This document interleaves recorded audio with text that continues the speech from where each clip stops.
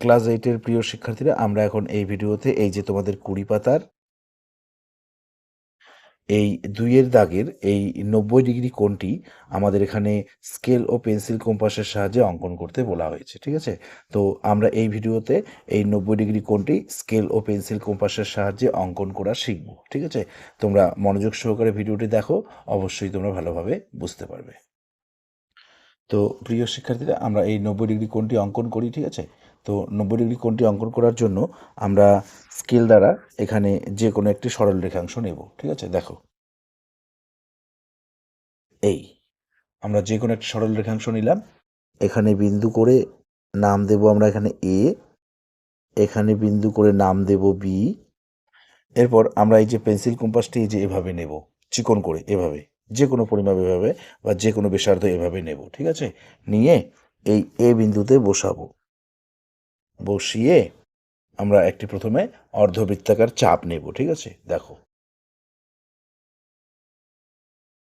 এই এভাবে আমরা অর্ধবৃত্তাকার চাপটি প্রথমে নেব। ঠিক আছে? এই যে অর্ধবৃত্তাকার চাপটি এ বি সরল রেখাংশকে এখানে ছেদ করেছে, এই বিন্দুর নাম দেব আমরা সি। এরপর আমরা যে পরিমাপটি দিয়ে অর্ধবৃত্তাকার চাপটি অঙ্কন করেছি সেই পরিমাপটি আমাদের পেন্সিল কম্পাসে নেওয়া রয়েছে। ঠিক আছে? আমরা এই সি বিন্দুতে বসাবো। বসিয়ে অর্ধবৃত্তাকার চাপের উপরে আমরা আরেকটি বৃত্তচাপ কেটে নেব। ঠিক আছে? এই এখানে বিন্দু উৎপন্ন হলো। এই যে অর্ধবৃত্তাকার চাপের উপরে আমরা এখানে আরেকটি বৃত্তচাপ কাটলাম, ফলে এখানে বিন্দু উৎপন্ন হলো। এই বিন্দুর নাম দেব আমরা ডি। এখন আমরা সেই একই পরিমাপটি আমরা এই ডি বিন্দুতে বসাবো। ঠিক আছে?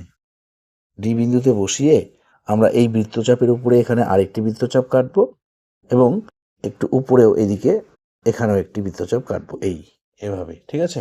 এরপর দেখো, এই যে এখানে বিন্দু উৎপন্ন হলো, এই বিন্দুর নাম দেব আমরা ই। এরপর এই পেন্সিল কম্পাসটি আমরা এই ই বিন্দুতে বসাবো। বসিয়ে আমরা এই যে উপরে বৃত্তচাপটি কেটেছি এই বৃত্তচাপের উপরে আর একটি বৃত্তচাপ কাটবো, এই। ঠিক আছে? এই যে এখানে দুটি বৃত্তচাপ পরস্পর ছেদ করেছে, এখানে বিন্দু উৎপন্ন হয়েছে, এই বিন্দুর নাম দিই আমরা এফ। এখন আমরা এই এ বিন্দু আর এই এফ বিন্দু, এই দুটি বিন্দু আমরা যুক্ত করে দেব। ঠিক আছে?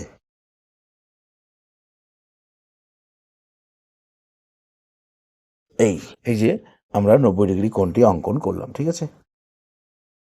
তো প্রিয় শিক্ষার্থীরা, এই যে আমরা 90 ডিগ্রি কোণটি অঙ্কন করলাম। ঠিক আছে? তোমরা নিশ্চয়ই অঙ্কন পদ্ধতিটি ভালোভাবে বুঝতে পেরেছো। তোমরা পরীক্ষার খাতায় যখন এই 90 ডিগ্রি কোণটি অঙ্কন করবে, অঙ্কন করার পর একটি লাইন এখানে সাজিয়ে লিখবে। ঠিক আছে? সুতরাং কোণ, এটি হচ্ছে কোণের চিহ্ন, এই F A B, F A B সমান সমান হচ্ছে 90 ডিগ্রি অঙ্কন করা হলো।